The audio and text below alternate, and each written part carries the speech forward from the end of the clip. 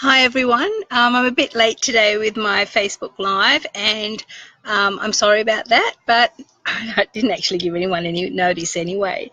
Today I'm talking about perception being 9/10 of the law. So I have a lot of clients who work from home, and the couple of questions that I get quite often is, do I really need to have a client agreement if I'm working from home? Or do I really need to have a client agreement or business terms and conditions if I'm not actually seeing clients in person?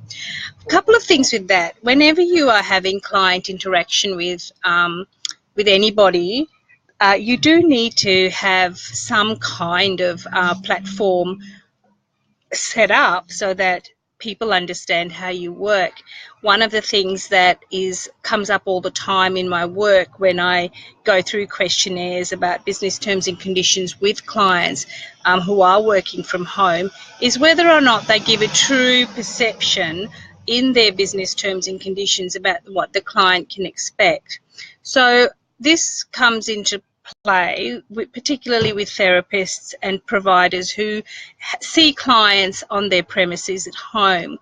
You might have a little studio, you might see people at home.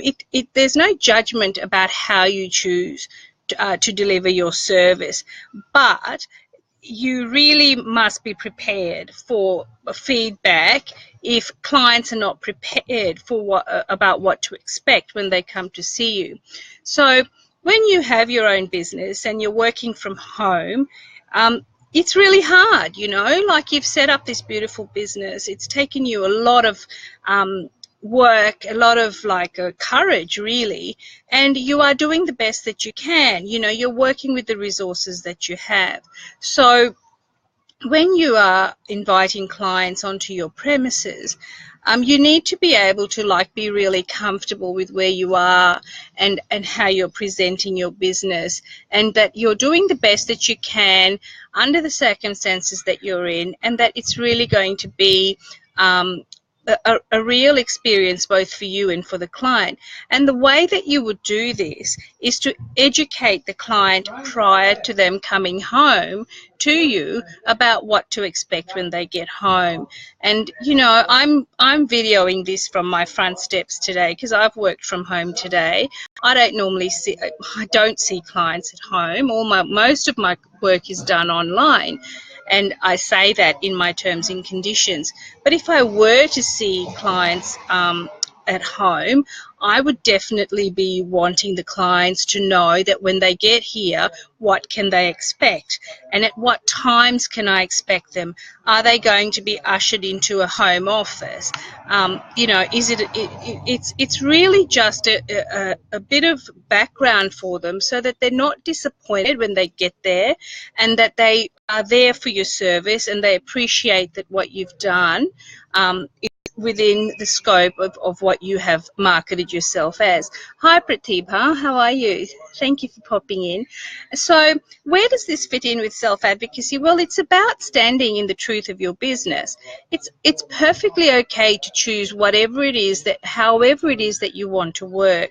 What is not okay is to give a client an impression of professionalism of a certain type or a presentation of a certain type if that's not what they're going to get when they arrive to your studio or to your place of work, or even when you show up on Skype to do an appointment with them. So I had an appointment once where I took up a Facebook offer, and the other person showed up, lay about on a bed and talked to me about whatever it was that I had taken their offer up on, and she lounged from one end of the bed to the other on a pillow while she talked to me, and the screen went back and forth. Now, I have to say, that's not what I expected from what impression I got when I actually thought I would like a taste of, to taste this woman's service or this person's service. So I guess what I'm saying to you all is that it's just super important to be mindful about how you craft your terms and conditions or your client agreement, or even how you speak to people who are you know, when you are getting speaking to a client with a view to getting an appointment set up with them, be very clear about who you are, where you work, why you work the way that you do, the hours that you work, what they can expect when they arrive at your premises. You know, a little bit of information goes a really long way, and it helps to diffuse quite a bit of anxiety on the part of the client. So I've put in a blog in the comments about being very mindful about your legals, and I guess it means being mindful about your content and how you present yourself, or how you're saying that you're providing your service, so that people, you know, are there's a parity, there is a realism between what you're doing and how you're delivering, and what people are actually getting when they show up for you at your home, at your office, on Zoom, and for your service. So I'm really hoping that this live has sort of touched on a few around the business of working at home. Sometimes it's very easy, mostly it's necessary. A lot of the time we do it because we want the freedom of working from home, but we do owe our clients a certain amount of information about what to expect about our service and how they need to go about interacting with us in our own environment. And that's really the crux of the matter. And that would apply wherever you were, whether you were in a shop front or working for an organisation. There are certain expectations that the client has, and you need to manage them. And if you can, if they are sort of like, if you don't manage them, and if you don't give them the right, you know, the reality of what will happen when the service starts with them, they will have created expectations in their heads that will, you know, they won't be, and that's will negative feed. That's going to be problematic. You're going to have to then address it. You'll feel disheartened in your business because somebody said that they came to your home and, you know, it wasn't what they expected.